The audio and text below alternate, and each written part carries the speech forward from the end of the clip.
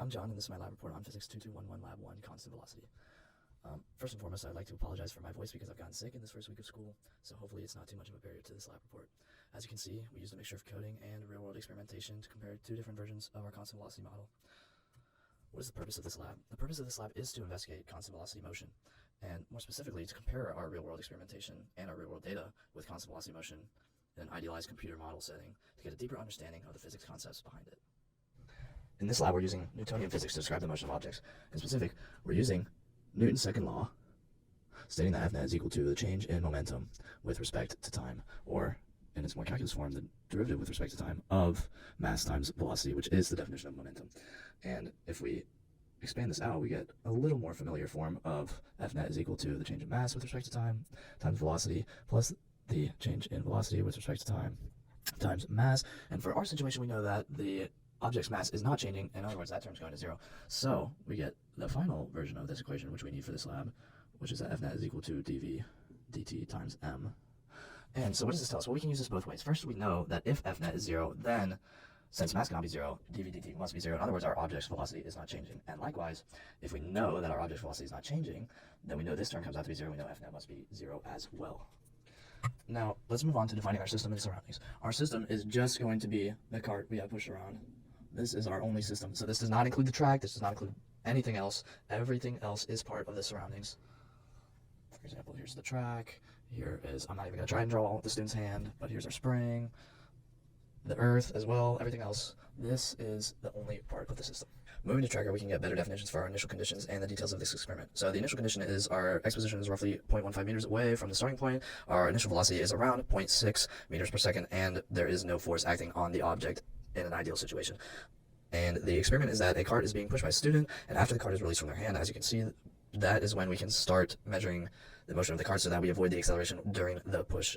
As you can see, at time t equals 0, the cart is already fully released from the student's hand.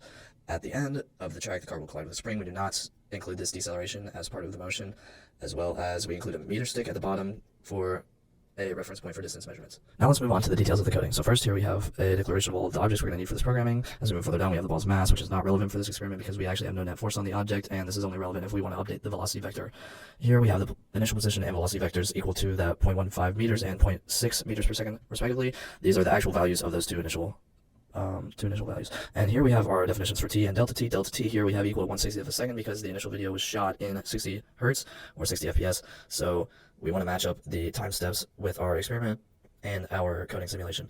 Next, we have the loop, which is going to update the object's position with constant velocity. This F net is set to 0 because it is a constant velocity problem, so we do not have to update the velocity at all during the course. And here's an example of the program running. Now I'll be using this position versus time graph to explain some similarities and differences between the data and model predictions, as well as any explanations for possible sources of error. Firstly, I would like to explain why I have two different simulations pulled up on this graph. Simulation 1 used data point 1 and data point 0 of the experiment to estimate the constant velocity of the object, which provided us with an underestimate, whereas simulation 2 used data point 5 and data point 0 and provided us with the overestimate we would expect during this experiment. Some similarities we see are that all the data sets are relatively linear, although we notice in the experimental data set that there is actually a slight deviation from the linear path, which is a decrease in the velocity of the object that we can see.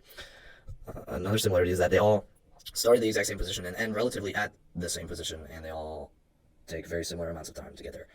Some source of error could be a slight bowing in the track that could have led to an early acceleration, which could have also caused our simulation 1 to give us an improper underestimate for the constant velocity of the object. There's also the fact that the measurement between frames was done by myself and my eyeball and a computer mouse pad, so there could be inaccuracies when I was estimating the center of the object in tracker. Furthermore, the video was not held perfectly still or at an angle that was perfectly flat, which could lead to some inaccuracies in the frame as the video goes on. Now let's address the supplemental questions with this laboratory. What if? Well, when you analyze your video data in tracker, you made a choice of orientation of the axis. What would happen if you were to flip the axis? Well, here's an example actually. So in the axis flip position versus time graph, we notice that it is the exact same graph, only flipped, reflected across the x-axis. What does this mean? Well, nothing's actually changed. It's only the way that we represent the data that's changed.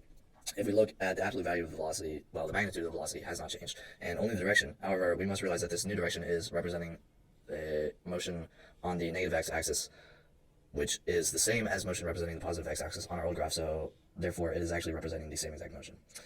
Our second supplemental question for this laboratory is going to be involving drawing a full body diagram to represent the cart and the forces acting on it to give us a net force of 0. Well, in our case, we are ignoring aerodynamic and drag and frictional forces, so the only two forces we seem to be having here is going to be A, the gravitational force, mg, and here we actually have its counterbalance, the normal force. And because we're ignoring all the other forces, these should be the only two acting on the object in our simulation to give us net zero force.